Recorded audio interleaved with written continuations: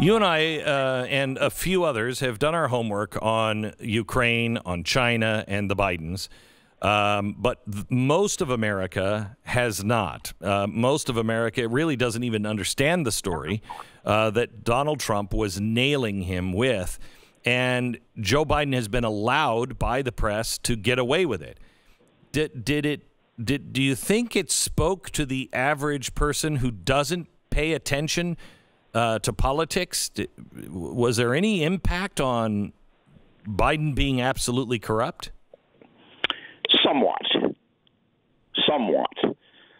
If you don't follow the news, and most voters do not, see, that's what people who listen to talk radio, listen to me and you every day, and then watch us on TV, they don't understand that because in their universe, they're seeking information, they're trying to be informed. But most voters do not do that.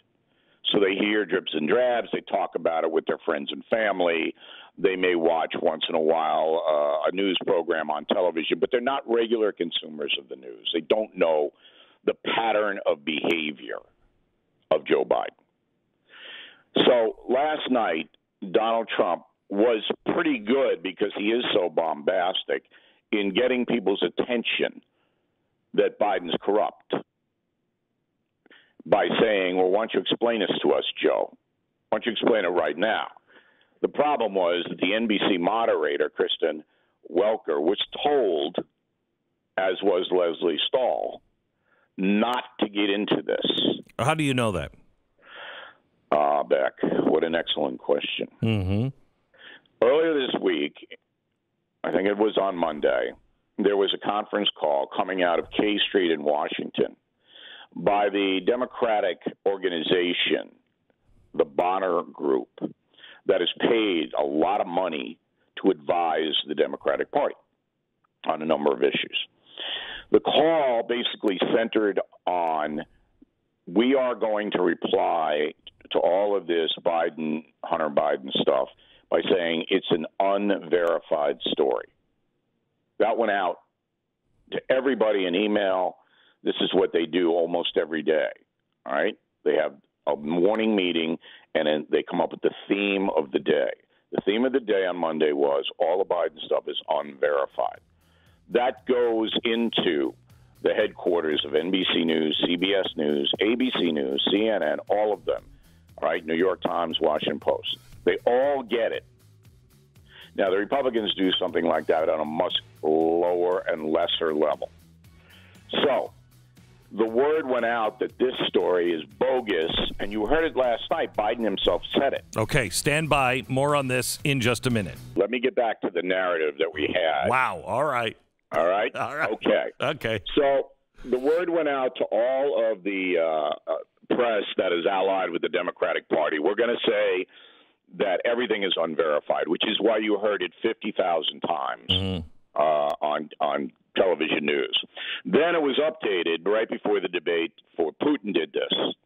All right, Putin, he sent out all this misinformation. The Russians did it again, and they're interfering in our election, and they're the ones that are responsible for all of these accusations against Hunter and Joe Biden. And Joe Biden actually said it. He said it during the debate. Yep. That Rudy Giuliani was used by the Russians, and that's why this is a bunch of bull. Okay. So here's where we are on this. I believe that, as I said at the beginning of the interview, that Joe Biden used his position in the federal government to enrich his family. I don't know whether that went over to himself, and neither does anyone else. Well, if so, President Trump did not have a smoking gun last night to drop on. He didn't have a smoking bomb. He didn't have a smoking gun, but yesterday a lot of news came out, and a lot of documents were released, and you had the CEO of his son's company saying, "Look, I only dealt with Joe Biden on these financial issues, and he is the big guy in that memo where it says..." There's no doubt that he's the big guy, but now we have another executive involved with that saying Biden didn't do anything. What we don't know, and I caution everybody because it's parallel to the Russian collusion nonsense, which I cautioned everybody on as well. Mm-hmm. You don't know whether money changed hands. Certainly they wanted it to. They were carving out a piece for the big guy. That's in the emails. So is it not enough that Joe Biden's brother, without any contract experience, got the contracts to build new homes in Iraq, that there was $3.5 million from a dirty mob-ridden oligarch and his wife in Moscow, and the $1.5 billion that went to Hunter Biden's Rosemont Seneca? Is that not enough? Is that cool? Not for the Trump haters. That won't override the hatred they have for the president. It's because it's all about Hunter. So if you want to nail Joe Biden, you've got to have more. Now, there was an intriguing thing that Trump said. He said that Biden received more than $900,000 from a concern attached to the University of Pennsylvania, UPenn, and the money the concern paid him came from China. All right? Now, that was the first I ever heard of that. I've never heard of that before. Now, I'm looking into it, but these things are very, very hard to nail down. I assume that Biden's got the $900K on his tax return, and he did some kind of speech or consulting or whatever for that money. But it's not a slam dunk that Joe Biden himself got cash. And that's what would be needed to knock him out. All right? Well, he also said last night that none of his family got money. Yeah, but he also everybody knows that he used his position to enrich his family. But that's not enough for the Trump haters. And here's the example. Your pal, Jake Tapper, my pal, all right, yeah, was almost histrionic on the air last night, saying, how dare they insinuate Joe Biden's corrupt? How they can't possibly do this. I have told you for years, that guy is a political operative, Tapper. He's not a journalist, all right? And he led the charge. How dare you insinuate the former vice president took money? So I don't know whether Biden took money for himself or not. I do know, as President Trump pointed out, but not in a bombastic way, that Biden, like Gerald Ford, has 2 lavish houses, maybe 3, all right? He has never held a job in the private sector. He wrote a book, but it wasn't a big book like Killing Crazy Horse. It was all right. It's not a house-buying book. No, where did he get the money? Where did all that come from? He lives very large. Where did it come from? Okay, so I don't know, but I caution everybody, if you think that Biden's going to be knocked out by Hunter Biden's situation, no, I don't think that.